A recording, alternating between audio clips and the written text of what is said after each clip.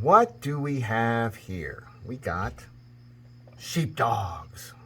All these sheepdogs. I'm sure there's like, I don't even know, like 50 other versions. Maybe there's 100. Who knows how many sheepdogs Kizer has come up with. But here's 4. That's the 3 main sizes. You got the XL, which is freaking huge. Look at this beast. Pretty heavy too. This one has a modified blade. Usually the blades on the XLs are just like this one, kind of a more of a, what would you call it, a cleaver type. I think they call it a sheep's foot, but really it's more of a cleaver, I think. Anyway, that's the big guy. These 2 are the mid-size. I think they're a 3.25 inch blade. This one's the micarta. This one's the G10 Halloween. Although some people said it was supposed to be like a Trump edition or something because it's Orange Man. I don't know. Who knows? I doubt Kizer would do that. So I'm sure the funds don't go to Trump and just go to Kizer. Anyway, this one's the, I'm not sure who made this one. Is it Smoky Mountain Knife Works? I don't know. It's like some special edition with this micarta with the frag. Real great action on that one. I think that's the best action of them. This one's pretty good. It's a good second. It's real close. But I mean, it's hydraulically drop shutty. This one's pretty much drop shutty. Just shuts. This is a little one. I think they call it the Sheepdog Mini Sheepdog. This one's in titanium. This one and this one are on loan from one of my knife buddies. Now, how's the action on this little guy compared to the mediums?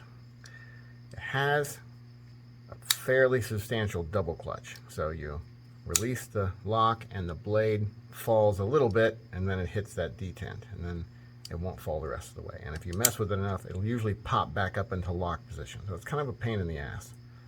But if you scoot your finger way down here and then unlock it, it'll get past the detent, then it's pretty good action on the fall. And the big one is the same way, but even worse really, because the lock bar is really, really strong and it's hard to push over. And once you get it over, it's not terrible.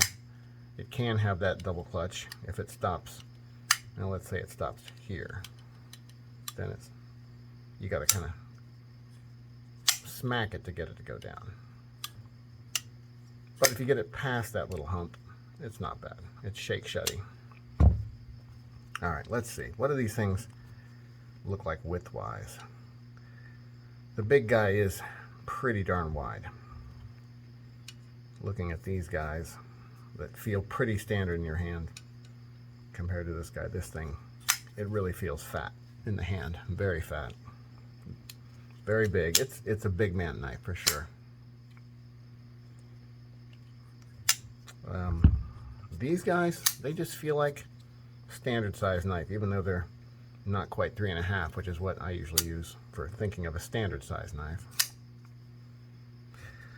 Both the middles, both these mid sizes have the removable thumb stud, which is a neat option. So they have a thumb stud and a thumb hole, which works great. It's great for reverse licking, great for the thumb opening. And you can get rid of this. You can do what they call a flipper tab delete yourself. You just open it and then you put your little Allen wrench down in this hole and unscrew that screw and this thing just comes right out. Then you have then it'll be flat along here and you can choke up on it a little better without the tab in the way, and when it's closed you don't have that pocket pecker right there. So I like all of them, but the XL of course has that issue with that lock bar being just so hard to push over. I could take it apart, I could try to bend it out a little bit, but I'm scared to do that. I don't want to make it to where it doesn't lock up all the way. The little guy, kind of that same issue. Well, no. Lock bar isn't hard to press on the little guy. It just gets that double clutch where it stops there. So there's lock, there's where it hits the detent, If you get past that, then you're good. But it's hard to get past that because it wants to stop right there. But like I said, if you do it perfectly, you can kind of give it a little action and then it closes. But you shouldn't have to. On a titanium knife that costs, I'm not sure what these little guys cost, but it's titanium. It's 154 cm. I bet it's 150 or 140 or something like that. Same steel on all of them, I think. Yeah, 154.